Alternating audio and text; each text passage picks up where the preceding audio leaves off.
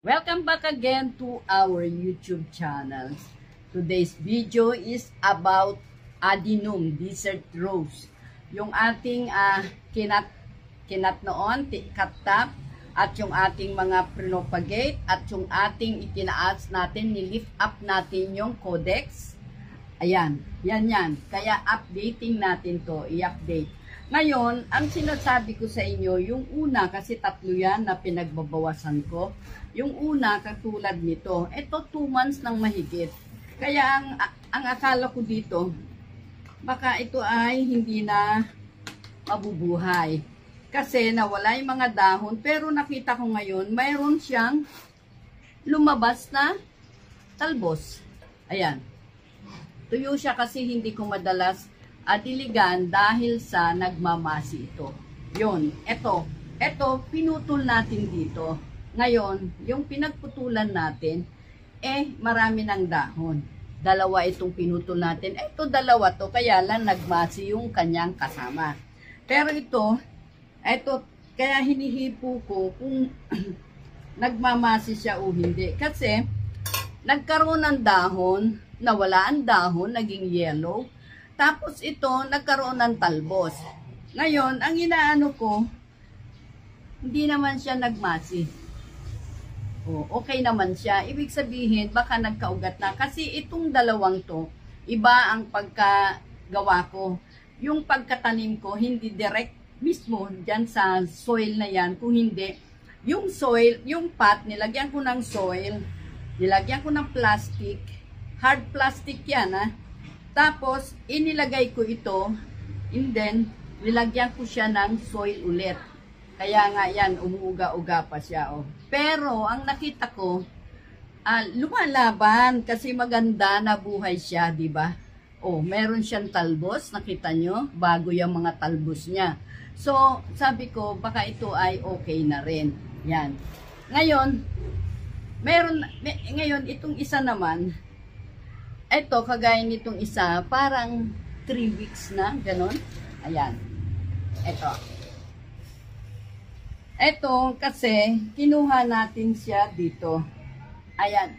Dito natin siya kinuha. Ayan yung pinagputulan, isa, at saka dalawa. Kaya dalawa yan. Dito natin siya tinanggal. At, ito, namulaklak pa nga yan.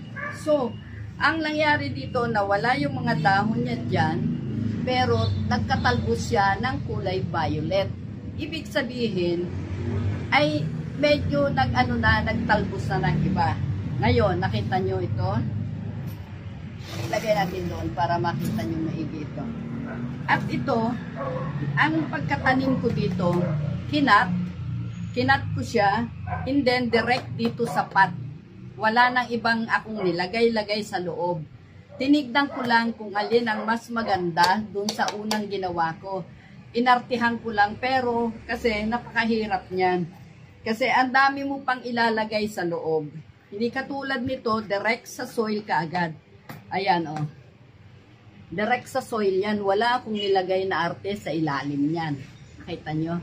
Ayan. Yan ang ating ginawang kwan. Ngayon, yung isang ito, ano pa lang siguro to?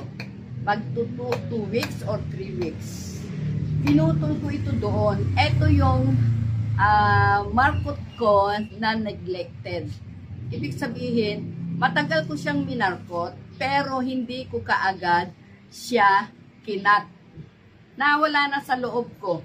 Ngayon, ang nangyari, doon sa markot cup, nakita ko may lumalabas na dahon. Suwi.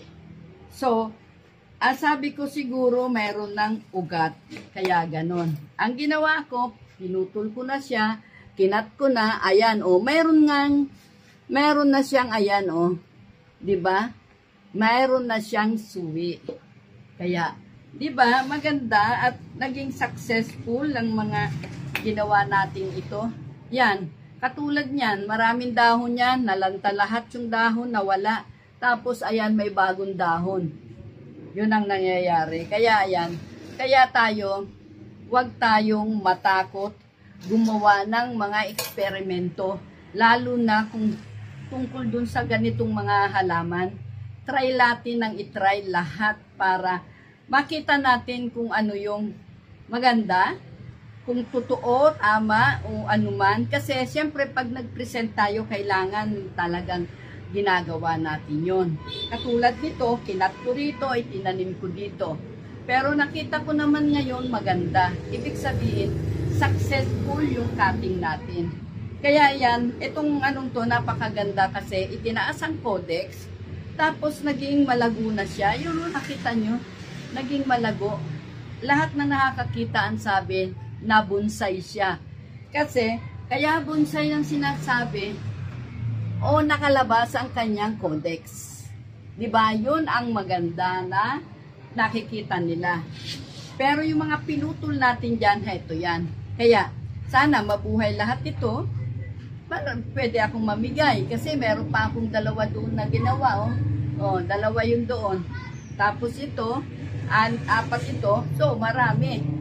Ito, yung ganito ko, mga mother ito. Kaya ayan. Ayan, ang dami ng talbos. Pagka umaano yung talbos niya, nag-iibang kulay, nagiging bulaklak. Kaya yun ang yun ang maganda. Kasi, katulad nung sa taas, nilip up ko yung kanyang codex. Yun ay Thai adenum desert rose. Inilip up ko yan.